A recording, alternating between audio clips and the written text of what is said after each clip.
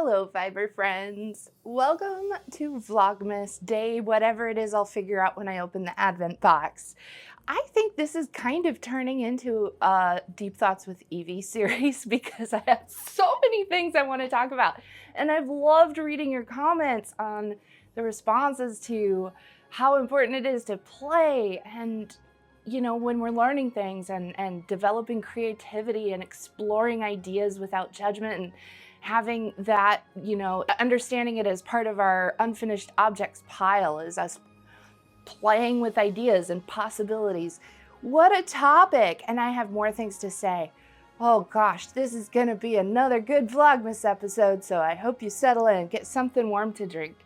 It's cold outside, and I was putting lotion on my hands because they're so dry, and I went, well, I can't show you with my coffee. I went, with the pump thing, I went boop, boop, and one of them kind of like farted out of there and it went straight down my sleeve. So my sleeve is wet and I don't know if I can tolerate that for this whole episode. So if my shirt changes in the middle, that's what happened. All right, let's get into Vlogmas. Let's start with our Advent boxes. Let's get those disclaimers out of the way. I have two Advent boxes. Both of them were sent to me by the companies. I have one from Twice Sheared Sheep that is focused on notions, and I have a second one from Hedgehog Fibers in Ireland, and that one is fluff. So we start with the Twice Sheared Sheep. This one is a 25-day Advent, so we have one every day, and I seriously can't remember what day it is today. I think it's 6, right? I don't see a 5. Yeah, 5 was yesterday. Okay, sure, yeah, it's 6. Who knew? All right, number 6, day 6. What do we have? Oh, cute! Alice in Wonderland. These are cute. Look at these. There's stitch markers, and there's the White Rabbit, and Alice and the Mad Hatter. They're gonna go in the tin. I wonder if Anne Shirley ever read Alice in Wonderland and what she would think of it. That would be a conversation I would brew a whole pot of tea to sit down and listen to, plus a whole carafe of coffee. We'd have all the warm drinks for that one. There they are in the tin. So cute. The other Advent box we have is called 12 Days of Spin from Hedgehog Fibers, but we're not opening one of these today. We open these on the odd numbered days, and we opened one yesterday. I still have this much to spin, and it is the most delightful luxury experience of spinning. There's something about fiber that's more than tactile. It's also that feeling of tension between the wheel and the fluff you're holding or pinching, however technique, drafting, words are hard. Yeah, but like there's something about this. It's so smooth. It's like glass. It's so smooth. It's wonderful. I'm enjoying it, and I don't want to do it too fast. I want this one to last. There's more luxury blends in there, but I don't know if we'll get the same luxury blend again. I hope we do, but this one is really nice. What is it, you ask? I don't remember. I know it's Falkland, Silk, Camel, and Kashgora, but I don't remember what percentages. But it's really nice. It's really nice. Plus the colors. That's gorgeous colors. I've been working through some unfinished projects, and I've been getting things finished. I'm looking that way because that's where my pile is. I've been getting some things finished. I've also been working on Christmas gifts for my family, and it's been a lot going on, but I still have other things I want to work on. And I was like, no, I can't work on that thing. I need to finish the other thing I started. And you know what? I say phooey to that. I say I'm gonna do what I want because it's my channel and I'll craft if I want to. I need to keep myself interested in doing something that's a little bit of a grind that I'm not interested in. If I make that a chore, I am going to be less likely to keep getting these unfinished things finished. So I'm gonna mix it up and I'll just, I'll just show you stuff that gets finished when it gets finished and we'll just keep going that way. So today I am working on a backstrap band that I started when I was in Peru. If you want to learn more about that trip and learn more about Peruvian textiles, you can go check out the video that I made from that trip. It's on my channel. Um, the band that I'm working on is called Tanka Ch'oro. It's the first like patterned pickup band that children do in the Andes when they're learning Andean weaving in Peru. It's beautiful and I haven't finished it, but I'm getting close to the end. So I'm gonna work on it and we're gonna see because, it actually takes some focus and concentration to weave with pickup when you're keeping the pattern in your mind and you're not reading it off of a pattern. I do have it on, there's a paper somewhere it's on, but and it's in the book I got from Nilda. But yeah, I'm trying to do it where I just learn the pattern and keep it in mind. It's really interesting, like from sort of a mathematical perspective. I played cello growing up and into my adult years, and I'm really out of practice. Everybody, when people find that out, they're like, play something. I'm so out of practice. Anyway, there's something about it that clicks with my mathematical mind in a way that is very musical, but it's tactile and visual instead of auditory. And I find that fascinating. So the idea when you're doing these bands is that you get it so ingrained that like the pattern is there as easy as ABCs so that you don't have to think about it because then that pattern builds into the next pattern you would learn and then the next. And there's like a traditional pedagogy of learning throughout the growing up with this textile tradition process. And that's really cool. And it also has to do with what I want to talk about today. This is the band. It has little X's and O's. And on the side that has green O's, it has green X's on the other side. And the side that has, it's kind of an orangey red, it has the opposite pattern is the one you see on the other side because of how they fit together. This pattern is kind of like that in the way it interlocks. It's very like MC Escher fish, where geese, silly geese. The pattern interlocks with itself to continue the pattern throughout, and it's cool. Sometimes when I talk about stuff, I worry that I'm getting too weirdly esoteric, but I feel like you're my people and you get it. And if you don't, you're probably working on something with your hands anyway, and you can just be here for the vibes, and that's cool too. Let me know. Are you here for the vibes, or are you figuring out my weird random side conversations? This is another band I wove, but this one I did on my ankle loom for June last year, or I mean this year, it's still 25.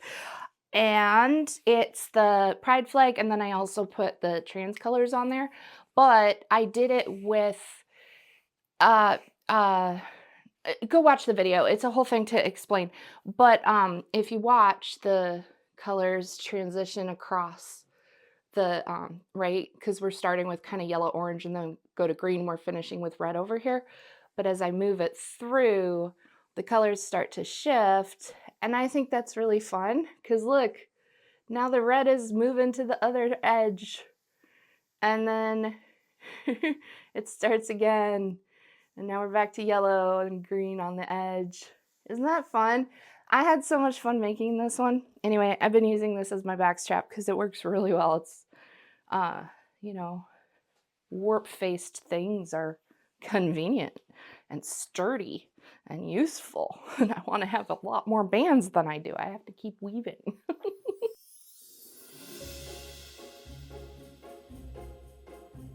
Okay, I think we're ready.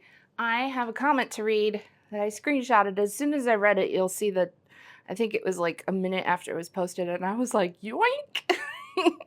I'll put it up here on the screen. It's from Mathus Moda. I hope I'm saying that right. I'm not sure. Let me know.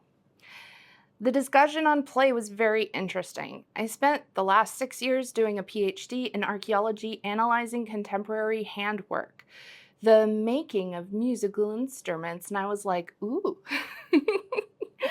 um, Under the concept of craft, and one of the things that jumped out to me was how much we conceptualize our making as systems of industrial production. This framework of having an idea, a form, that is imposed on formless matter through techniques and tools forces the crafter to think of the goal of crafting as creating a product that matches the idealized design. In fact, during making, we engage in a very fluid set of relations in which materials, tools, and maker interact to materialize a thing that may or may not be equal to the design. By thinking of making in the first way, we are not allowed to experience these relations, and a lot of the joy of making is removed from the process. Going to a store and imagining what we could make is most often as close as we get to experiencing the relational aspects of making in a way that is not constrained by the post-industrial revolution concept of making. Oh, yes! All these things that I'm going to talk about as I'm weaving. A traditional technique that has not been industrialized. I mean, it has, like, in terms of weaving, but this specific tradition didn't have to reverse engineer it out of industrialization like we've had to with a lot of our other modern crafts.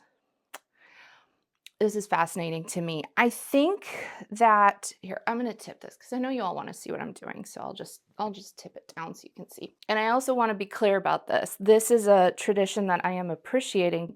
This is not my heritage crafting technique, and I don't feel like I should be teaching this, but you can watch me do it. And that's fine. Okay, where was I? I gotta set this up first before I can get into the whole conversation. Which is up, which is down? I don't know.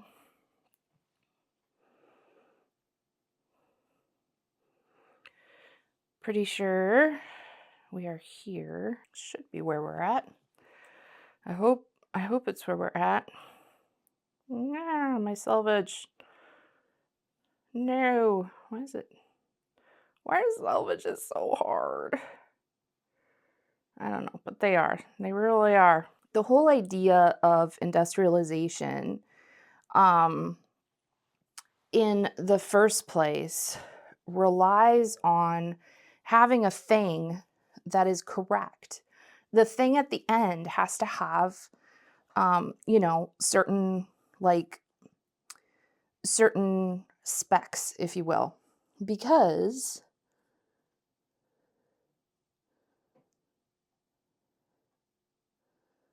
oh gosh, I don't know if I can do this while I'm talking, you go.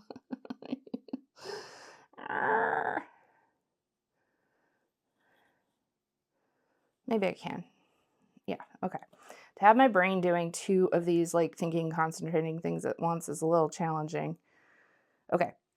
Right. So to have industrialization, we have to say, okay, this is the product, right? And these are the specs for the product. It has to look like this. It has to be this size. It has to have, existence within these parameters. And that doesn't allow variations, right? Variation then would be considered a flaw.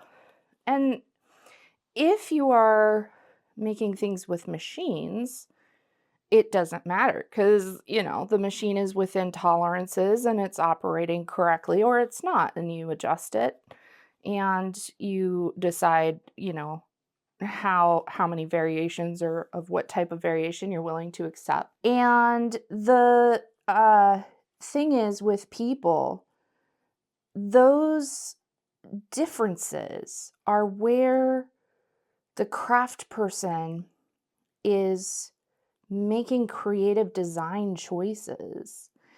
And because we have such a lack of appreciation for like craft work in our society generally, in our culture.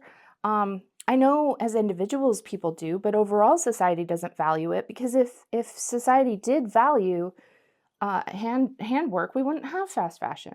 We wouldn't have, all of the industrialization of things that we do.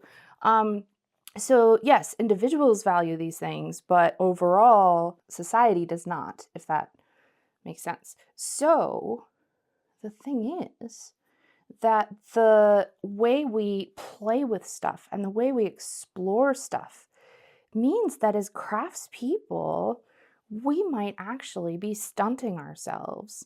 Think about the way, if you look at old patterns, it's assumed in old patterns that you are going to make adjustments to fit.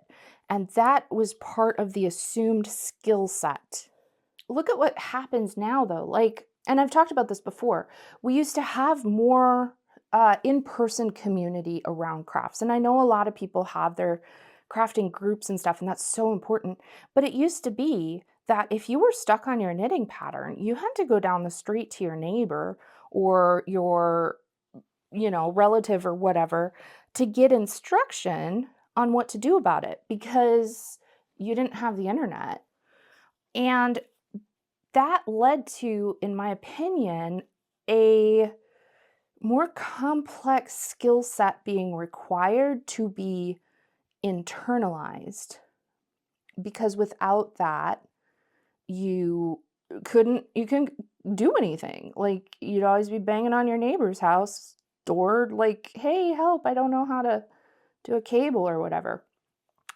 And as we have come to the internet, we've brought to the internet an overall culture, an overall assumption of industrialization, because we think if things aren't exactly the same, then something's wrong. We don't allow for those creative differences, or one person choosing to do it this way or that way. Overall, the algorithm is going to reinforce sameness. It's going to pick up on trends and show it to more people, because that's how it's designed to work. It's not going to highlight or value or focus in on people who are doing things in unique and individual creative ways. It's going to look for the trends and show everyone more of the same. And if we all agree that the same outcome is correct, then that industrializes the outcome of our crafting creative choices. And that's something I really think we should resist. When people make their own whatever adjustments of color choice, or switching up a stitch pattern or whatever. And the thing I think we get out of that is the most important, is the sense of confidence, the self-confidence that comes from being truly a creator is amazing, because there's more ownership of each decision that goes into whatever it is you're making. There's more ownership into the decisions that are being made, and there's a choice as to, am I doing this exactly by the pattern, or am I going to do some kind of alteration or what have you that will then make the pattern different than what the original designer intended it to be. I feel like my tension has changed. I feel like this is different than the one before it. This is tighter. My selvage is the same, but I think the packing it down is different. Oh well, that's fine. We'll just keep going. Yeah, so I think this is a really interesting conversation. And I also feel some of this is why Game of Wool doesn't work, but I'm not ready to get into Game of Wool yet. I'm not ready yet. I don't know. I might wait until I've seen all the episodes before I start getting into that. But I just want to reiterate, and I don't have a PhD, and I'm not, the person who left the comment did get a PhD, and I'm mostly processing my thoughts about it out loud, I guess.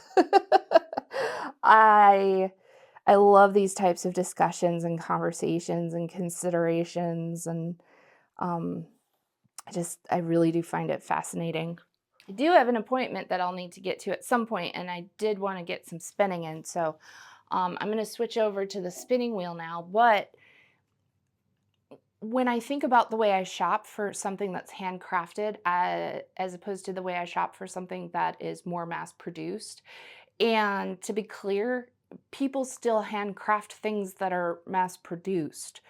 They're also forced to work within certain tolerances of outcome, right? They can't just be creative on each and every item they make if they're all going to end up on the shelf at Walmart, like crochet hats or something. They all need to look like the same product, because otherwise people go in and see the hats and they're like, why are they all different?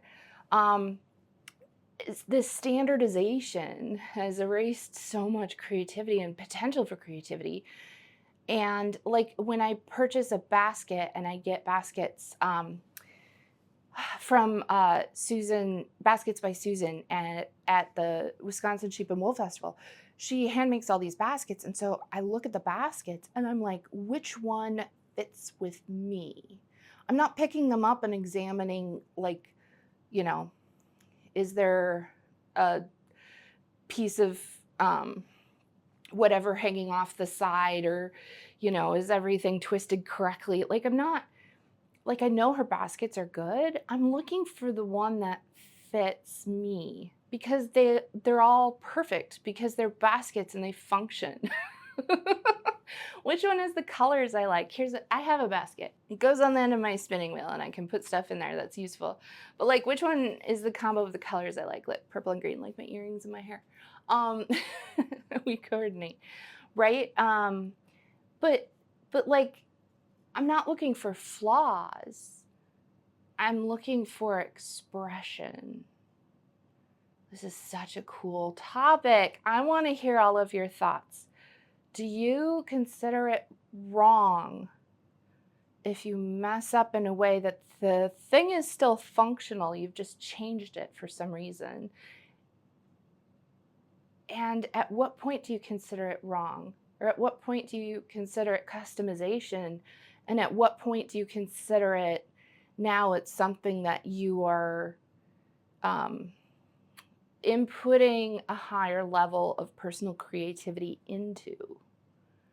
When it's a handcraft, when it's a needle craft, or a yarn craft. Oh my gosh, I'm gonna be thinking about this one for a while. Let's let the mental churn calm down and do a little spinning.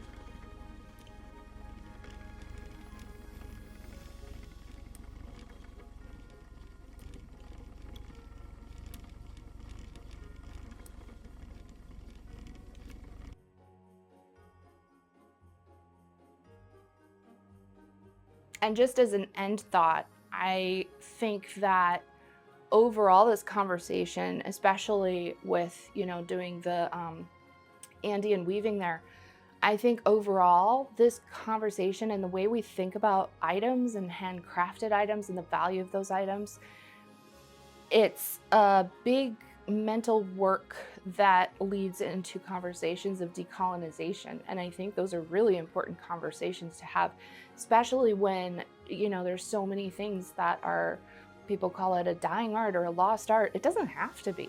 We just have to create channels for people to make living wages doing these things. We have to choose to make those outcomes, those items valuable, and then it won't be lost because people will keep doing it. So, yeah, wow, what a conversation. Thank you so much for bringing this up, because now my brain is just going and going and going. Oh, Deep Thoughts with Evie.